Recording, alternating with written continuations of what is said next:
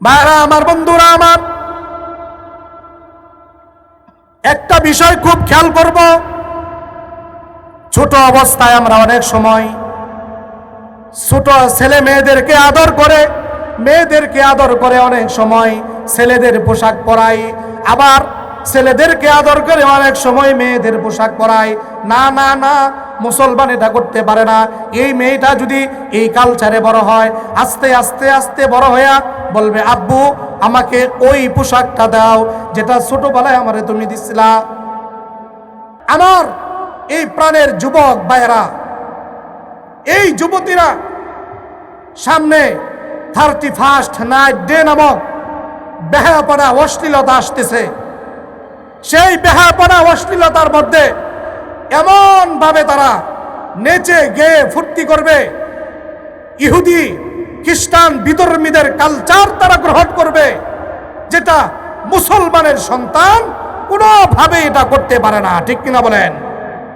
31st night day, গ্রামে অনেক সময় এটা বুঝে না, কিন্তু শহর অঞ্চলে আতশবাজি করে লক্ষ লক্ষ কোটি কোটি টাকা খরচ করে মদের বার খুলে, নাইট ক্লাব খুলে এত অশ্লীলতার সাথে উদযাপন করা হয়, যেটা সরাসরি ইহুদি, নাসারা, খ্রিস্টান, বুদ্ধদের একটা কালচার, মুশরিকদের একটা কালচার। ঠিক কিনা বলেন?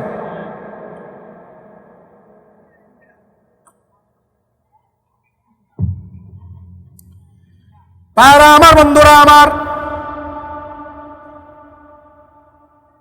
আপনার আমার জীবনটা এমন ভাবে আল্লাহ তাআলা সাজিয়ে দিয়েছেন, আপনার আমার হায়াত যদি 60 বছর 70 বছর থাকে, এই 60 বছর 70 বছর থেকে আজকে 2024 সনের শেষ শুক্রবারটা আমরা বিদায় দিয়ে দিলাম জুমার নামাজের মাধ্যমে। এই 2024 সনের শেষ শুক্রবার আজকে আমরা বিদায় দিয়ে দিলাম। এই বিদায় দিয়া আমরা এতটুক মনে করতে পারি নিশ্চিতভাবে যে আমার জীবন থেকে এই যে শুক্রবারটা চলে গেল, এই 2024 সনটা চলে গেল, আমি যদি 60 বছর 70 বছর 80 বছর বাঁচি, তাহলে এই বছরটা আমার বিদায় নিয়ে গেল। আমি মুসলমানের সন্তান, আমি মুশরিকের সন্তান না। আমি মা বাবা উভয়ের পরিচয়ের সন্তান। হাজারো লাখ কোটি মুশরিক বেদিন রয়েছে, মা বাবার নামে সরাসরি পরিচয় তাদের নাই। এমনও আছে শুধু মার পরিচয়ে বড় হয়, এমনও আছে শুধু বাবার পরিচয়ে বড় হয়, কিন্তু বেশিরভাগ মার পরিচয় বড় হয় তারা। বাংলাদেশেও এই আইনটা চালু করতে চাইছিল যে মার নামে তারা বড় হবে না, মার নামে বড় হতে পারবে না, মা বাবা উভয়ের নামে বড় হবে। আমাদের মা বাবার পরিচয় আছে মুসলমান, মুসলমানের মা বাবার পরিচয় হবে, দাদা দাদির নানা নানির পরিচয় হবে। কিন্তু ওই পশ্চিমা কালচার শুধু মার পরিচয় আছে। হাজার লক্ষ কোটি এমন আছে যাদের মার পরিচয় আছে কিন্তু বাবার পরিচয় নাই। ঠিক কিনা বলেন? বাবার পরিচয় নাই। মার সাথে তারা জিনা করে, মেয়ের সাথে জিনা করে, আপন ভাই বোন তারা জিনা করে। জিনা বিবেচনায় লিপ্ত হইয়া এই 31st নাইট ডে নামে আপনার আমার জীবন থেকে যে সময়টা চলে গেল, যেই সময়টা আসতেছে, এটা আমরা কিভাবে কাটাবো, পিছনের সময়টা আমরা কিভাবে কাটিয়েছি সেটা চিন্তা না করে ওই মুশরিকদের কালচার আমরা গ্রহণ করতেছি। আমরা মুসলমানের সন্তান হইয়া ইহুদি, খ্রিস্টান, বুদ্ধদের কালচার, মুশরিকদের কালচার আমরা কিভাবে গ্রহণ করি? ও আমার যুবক ভাইয়েরা, একটু খেয়াল করো তোমরা। 31st নাইট ডে নামে আমরা যে বরণ করে নিতেছি, পিছনের দিনগুলো আমরা কিভাবে কাটিয়েছি সেটা কি একটু চিন্তা করেছি? আর যদি ওই সময় এই যে 31শে ডিসেম্বর রাত 12টার পর থেকে শুরু হয়, ওই সময় যদি আজরাইল আলাইহিস সালাম এসে পড়ে, মালাকুল মউতকে আল্লাহ তাআলা যদি পাঠিয়ে দেয়, আপনার আমার অবস্থা কি হবে বলেন তো? ওই অবস্থায় যদি মৃত্যু হয়ে যায় কি হবে বলেন?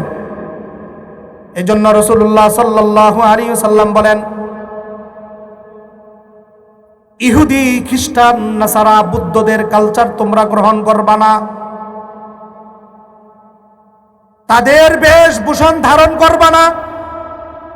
কারণ দুনিয়ার মধ্যে যদি তোমরা ইহুদি খ্রিস্টান নাসারা কালচার বুদ্ধদের বেশভূষা ধারণ করো, হাসন নাসরও তাদের সাথে হবে। তোমরা যদি আলেম ওলামার কালচার গ্রহণ করো, হাসর নাসর আলেম ওলামার সাথে তোমার হবে। ও আমার এলাকার বন্ধুরা, এলাকার যুবক ভাইয়েরা, লক্ষ্য করে শোনো, খেয়াল করে শোনো, 31st নাইট ডে পালন করা স্পষ্ট হারাম। যদি পালন করো মুসলমান, আর তুমি মুসলমান থাকবা না, ওই ইহুদি খ্রিস্টান নাসারা ওই আবু জেহেলের সাথে তোমার হাসন নাসর হবে। এই জন্য সাবধান, খবরদার, কোনোভাবেই যেন ইহুদি খ্রিস্টান নাসারা কালচার আমরা গ্রহণ না করি। অনেক সময় দেখা যায় না বুঝে আমরা চুলগুলো, কালো চুলগুলো আমরা লাল করে ফেলি, চুলের কাটিংটা এমন ভাবে দেই মনে হয় বিরাট বড় আমি নায়ক হয়ে গেছি, আমি বিরাট বড় প্লেয়ার হয়ে গেছি। অথচ ওই প্লেয়ারের দেশেও তুমি যাও নাই, ওই প্লেয়ারও তোমারেও চিনে না, তুমিও ওই প্লেয়ারও তুমি চিনো না। এমন ভাবে আমরা বিদেশি কালচার গ্রহণ করি। ওই ব্যক্তিটা এত নম্বর জার্সি গ্রহণ করছে, তুমিও 10 নম্বর জার্সি লাগাই লইয়া তুমি ঘুরতাছ, পিছনে ওই বেড়ার নামও তুমি লেখা দিছ। ওই বেড়াই কেমনে চুল কাটে ওইভাবে তুমিও চুল কাটতেছ। ভাইয়ারা আমার, বন্ধুরা আমার, রাসূলুল্লাহ সাল্লাল্লাহু আলাইহি সাল্লাম বলেন, ছেলের বেশ ধারণকারী মেয়ে, মেয়ের বেশ ধারণকারী ছেলে উভয়ই জাহান্নামী। নাউজুবিল্লাহ বলেন। ছেলের বেশ ধারণকারী মেয়ে কিভাবে? মেয়ে জিন্সের প্যান্ট পরে, শার্ট পরে, গেঞ্জি পরে, ওড়না পরে না। গ্রামে তো খুব কম, দেখাই যায় না, লজ্জার একটা বিষয়। নাউজুবিল্লাহ, আল্লাহ মাফ করুক। ঢাকা শহরের অবস্থা খুব খারাপ, পিছন থেকে চেনার কোনো কায়দা নাই ছেলে নাকি মেয়ে। আরেকটু আস্তে কোন, ঠিক? ভাইরা আমার, বন্ধুরা আমার, একটা বিষয় খুব খেয়াল করব। ছোট অবস্থায় আমরা অনেক সময় ছোট ছেলে মেয়েদেরকে আদর করে, মেয়েদেরকে আদর করে অনেক সময় ছেলেদের পোশাক পরাই, আবার ছেলেদেরকে আদর করে অনেক সময় মেয়েদের পোশাক পরাই। না না না, মুসলমান এটা করতে পারে না। এই মেয়েটা যদি এই কালচারে বড় হয়, আস্তে আস্তে আস্তে বড় হইয়া বলবে, আব্বু আমাকে ওই পোশাকটা দাও যেটা ছোটবেলায় আমারে তুমি দিছিলা। আস্তে আস্তে এই কালচারে সে বড় হবে। ছোট থেকেই ছেলে মেয়েকে ওই কালচারে বড় করতে হবে, যেন বড় হইয়াও ওই বিধর্মীদের কালচার সে গ্রহণ না করে। যেই ঘরের মা, যেই ঘরের বাবা ইসলামী মাইন্ডের, খেয়াল করুন, লক্ষ্য করুন, যেই ঘরের মা ইসলামী মাইন্ডের,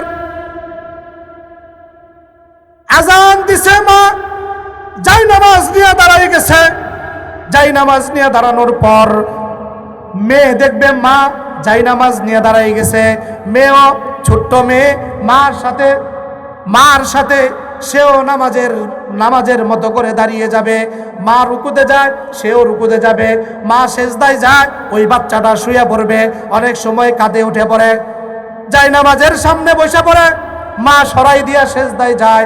ছোট্ট অবস্থায় এই মা মেয়েকে দেখতেছে, মা পর্দায় থাকে, মা নামাজি, মা রোজা রাখে, মা ওই ভারতীয় সিরিয়াল দেখে না, মা মোবাইল নিয়ে সব সময় বসে থাকে না, মা সকালবেলা কোরআন তেলাওয়াত করে, মা সুন্দর করে ওযু করে। এই ছোট বাচ্চাটাও মার সাথে সাথে যায় পানি ধরে, এইভাবে ওযু করা তো সে বুঝে না, মাথায় পানি ঢাইলা দেয়। আল্লাহু আকবার বলেন। ঠিক তদ্রূপ ঘরের বাবা যদি ভালো হয়, বাবা যদি নামাজি হয়, বাবা যদি আল্লাহওয়ালা মুত্তাকি পরহেজগার হয়, দাড়িওয়ালা টুপিওয়ালা যদি হয়, বাবা যদি আজান শোনার পর মসজিদে যাওয়ার জন্য দৌড়ায়, ওই ছেলেটা ও বাবার পিছে পিছে দৌড়াইতে থাকবে, বলবে, আব্বু তুমি কোথায় যাও, আমারেও তুমি নিয়ে যাও। ঠিক কিনা বলেন? ছোট্ট ছোট্ট ছেলে যাদের আছে তারা বুঝবেন এটার যে কি একটা যন্ত্রণা, ঠিক কিনা বলেন। আমি যেই মসজিদে খেদমতে আছি গাজীপুরে, মসজিদের লগে একবারে ঘর, আবার একটা ছেলে একটা মেয়ে। যতবার আমি মসজিদে আসব ততবারই দুজনই আসবে মসজিদে, মানে আমারে নিয়ে যাও। আমি অনেক সময় বিরক্ত হয়ে যাই। এই জন্য ছোট ছোট ছেলে মেয়েগুলো গড় থেকেই সর্বপ্রথম শিক্ষাটা পায়। এই জন্যই ওলামায়ে কেরাম বলেন সর্বশ্রেষ্ঠ শিক্ষিকা হলো ওই ঘরের মা ওই সন্তানের জন্য। একমত আছেন? সর্বশ্রেষ্ঠ শিক্ষক হলো ওই বাবা ওই ঘরের ছেলেমেয়ের জন্য। কারণ একটা চোরের সন্তান, একটা ডাকাতের সন্তান, সন্ত্রাসীর সন্তান, দুষ্ট লোকেরও সন্তান, ওই সন্তানের কাছে মা বাবা, পৃথিবীর সমস্ত মা বাবা থেকে ওই সন্তানের কাছে তার মা বাবা হলো শ্রেষ্ঠ বাবা মা, ঠিক কিনা বলেন। যেমন একটা মার কাছে পৃথিবীর যত সন্তান আছে ওই মার কাছে সন্তানটা এত দামি। যদিও সন্তানের হাত নাই, পাও নাই, কথা বলতে পারে না, চোখ নাই, নাক নাই, অঙ্গ প্রত্যঙ্গ ঠিক নাই, কিন্তু ওই মা এটা ভাবে যে সারা পৃথিবীর যত সন্তান আছে সব সন্তান থেকে শ্রেষ্ঠ সন্তান হলো আমার সন্তান, ঠিক কিনা বলেন। সম্মানিত সুধী, এই জন্য আপনার আমার সন্তান কিভাবে সুশিক্ষায় শিক্ষিত হয়, আপনার আমার সন্তান কিভাবে জাতির শ্রেষ্ঠ সন্তান হইতে পারে, এজন্য সর্বপ্রথম যে শিক্ষাটা দেওয়া দরকার এবং দিতে হবে সেটা কি? কোরআনের শিক্ষায় শিক্ষিত করতে হবে, ঠিক কিনা বলেন। আপনি পরে যে কোনো শিক্ষায় শিখান, যে কোনো শিক্ষায় আপনি দেন, কোনো অসুবিধা নাই, বৈধ শিক্ষা দেন, কিন্তু শুরুতেই কোরআনের শিক্ষায় আপনি শিক্ষিত করতে হবে। কোরআনের শিক্ষায় যদি শিক্ষিত না করেন, এই ছেলেটা যখন ইঞ্জিনিয়ার হবে, ইঞ্জিনিয়ার হইয়া এই ছেলেটা কি করবে? রডের বদলে বাঁশ দিবে, ঠিক কিনা বলেন। আরেকটু জোরে বলেন। কোরআনের জ্ঞান যখন না থাকবে, এই ডাক্তার আন্দাজই কিছু পরীক্ষা দিবে, ভালো ডাক্তার সে হতে পারবে না, ভালো ব্যারিস্টার সে হতে পারবে না, ভালো উকিল সে হতে পারবে না। কারণ কোরআনের জ্ঞান তার নাই, হাদিসের জ্ঞান তার নাই। আর যদি কোরআনের জ্ঞান শুরু থেকে যদি সে পায়, এই ছেলেটা যখন বড় একটা উচ্চ পদস্থ কর্মকর্তা হবে, কর্মচারী হবে, অবশ্যই সে এগুলো করার ক্ষেত্রে আল্লাহকে ভয় পাবে, ঠিক কিনা বলেন। আল্লাহকে সে ভয় পাবে, মরণের কথা সে চিন্তা করবে।